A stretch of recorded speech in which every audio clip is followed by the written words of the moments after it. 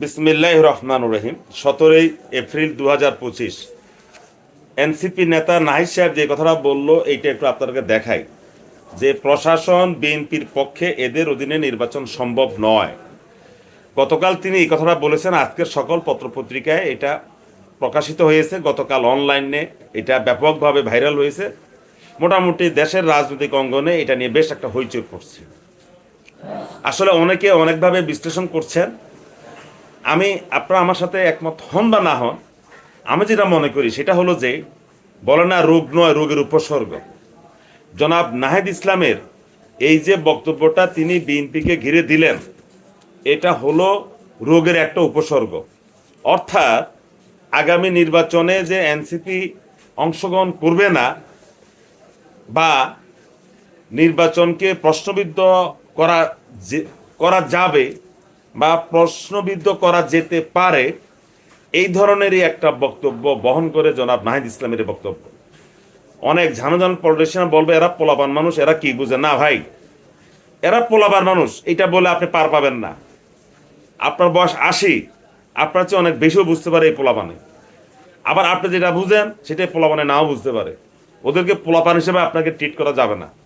এদেরকে আপনি চিন্তা করতে হবে, এরা বাংলাদেশের সর্বোচ্চ বিদ্যাপীঠ থেকে সর্বোচ্চ ডিগ্রি নিয়ে এরা বের হয়েছে, এরা লেখাপড়াওয়ালা ছেলে। সুতরাং এদের কোনো কথাকে আপনি ছেলে খেলা হিসেবে নিতে পারবেন না, আপনি নিতে হবে সিরিয়াস। কারণ তারা তখন একটা রাজনৈতিক দলের প্রধান। এছাড়াও এই নাহিদ সাহেব তো একটা একজন উপদেষ্টা ছিলেন এই সরকারের বেশ কয়েক মাস।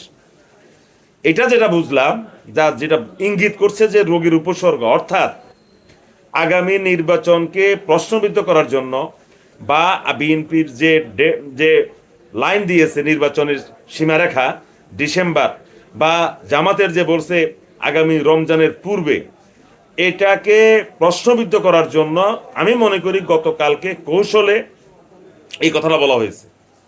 এখন যারা যারা বা যে সকল রাজনৈতিক দল সহজে নির্বাচন চাচ্ছে না, এরা সবাই কিন্তু ধীরে ধীরে সুর মিলিয়ে নাহিদ সাহেবের সাথে সুর মিলিয়ে কথা বলবে।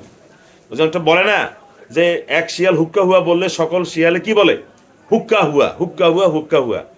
নাহিদ সাহেব এই কথাটা গতকালকে জাতির সামনে ছুড়ে দিয়েছেন।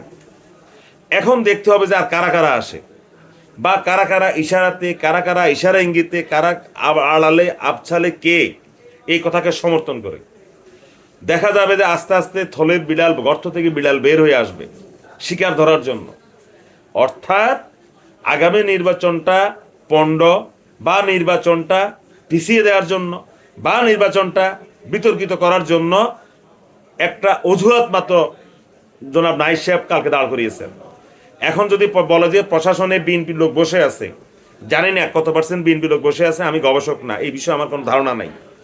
ধরে নেন প্রশাসনে 20 ভাগ বা 30 ভাগ বা ধরলাম 50 ভাগ লোক বিএনপির বসে আছে, বিএনপি সমর্থিত, বিএনপি না সমর্থিত, আর 30 ভাগ লোক ধরেন জামাত সমর্থিত, তাহলে 50 আর 30 কত 80, আর 20 ভাগ ধরেন আওয়ামী লীগ সমর্থিত, তাহলে হলো 100।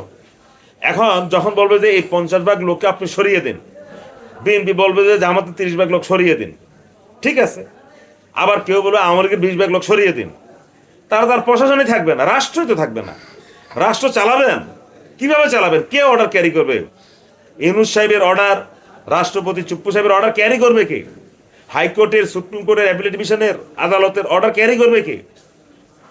মাঠ পর্যায়ে আপনার প্রশাসনিক কর্মকর্তা লাগবে না? আপনি কোথায় পাবেন? সব যদি বিএনপি হয়, সব যদি জামাত হয়, কেউ যদি আওয়ামী লীগ হয়, সবাইকে যদি আপনি একসাথে বের করে দেন, আপনি চালাবেন কিভাবে?